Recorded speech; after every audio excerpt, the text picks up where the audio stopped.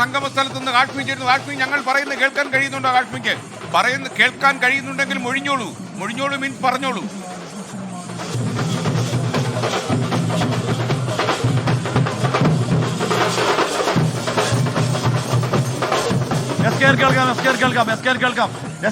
ഒറ്റ മണിക്കൂർ മാത്രമാണ് 23 നാളുകൾ നീണ്ട പവർ പാക്ക്ഡ് പ്രചരണത്തിന്റെ അതിന് കൾമിനേഷൻ അവസാനം ഞാനിപ്പോൾ നിൽക്കുന്ന LDF അനുവദിക്കുന്ന സ്ഥലത്താണ്. അവിടെ കണ്ടെത്താ ദൂരത്തോളം നൂറുകണക്കിന് പ്രവർത്തകർ ഡോക്ടർ പി സാറിനെ കാത്തിങ്ങനെ നിൽക്കുകയാണ്. ഇവിടെ വലിയ ചെങ്കൊടികൾ പിടിച്ചുകൊണ്ട് ഇവിടെ വർണ്ണ ബലൂണൊക്കെ പിടിച്ചുകൊണ്ട് നൂറുകണക്കിന് പ്രവർത്തകർ ഇവിടെ LDF അനുവദിച്ച സ്ഥലത്തേക്ക് തടിച്ചുകൊണ്ട് നിൽക്കുന്നു. ഡോക്ടർ പി സാറിന്റെ റാലി ഇങ്ങോട്ടേക്ക് എത്തിച്ചേരാനുള്ള പ്രതീക്ഷയിലാണ് ഇവിടുത്തെ ഇടതുപക്ഷ പ്രവർത്തകർ. ഇത് തന്നെയാണ് എല്ലാ ക്യാമ്പിലെയും അവസ്ഥ. തൊട്ടപ്പുറത്ത് LDA ക്യാമ്പിൽ അവിടെ വർണ്ണമായിരിക്കുന്നു. അവിടെ രാഹുൽ മാങ്കൂട്ടത്തിലെ കാത്തിരിക്കുന്ന UDF ക്യാമ്പ്.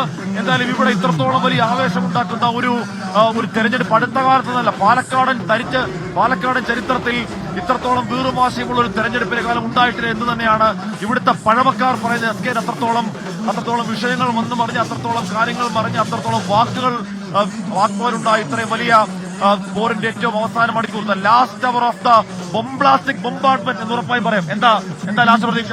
നല്ല ഒരു മുന്നേറ്റം തന്നെ പ്രാവശ്യം LDF ഉണ്ടാവും. CPM-ന്റെ സംഘടനാ ശേഷി മുഴുവൻ പ്രയോഗിച്ചുകൊണ്ട് ഈ മണ്ഡലം തിരിച്ചു പിടിക്കും. ഞങ്ങൾക്കൊന്നും വിദൂരമല്ല. പാലക്കാട് 10,000 മേലെ വോട്ടില്ല. മണിക്കൂറുകൾ കൂടുതൽ 35,000 വോട്ടിന് നമ്മുടെ സൈര്യം ജയിക്കും. ഉറപ്പായിട്ട് ജയിക്കും. ഒരു പാവപ്പെട്ട ആളാ. ഓക്കെ, അപ്പൊ SK അപ്പോ ഇവിടെ ഡോക്ടർ പി സാരൻ ജയിക്കുമെന്ന് പറയാണ് LDF പ്രവർത്തകർ. എല്ലാ പാർട്ടിക്കും ഏറ്റവും അവസാന നിമിഷം വരെയും അവരവരുടെ സ്ഥാനാർത്ഥികൾ ജയിക്കും. അത് 10,300 ചില്ലുവാനം വോട്ടിന് 11,000 വോട്ടിന് എന്നൊക്കെയുള്ള കൃത്യം ഭൂരിപക്ഷ കണക്കുകൾ പറയുന്നവരുണ്ട്. SK അങ്ങനെ ഇവിടെ അവിടെ ആവേശം അണപൊട്ടുകയാണോ? പൊട്ടുന്നെങ്കിൽ പിടിക്കാൻ നിൽക്കണ്ട അല്ലേ?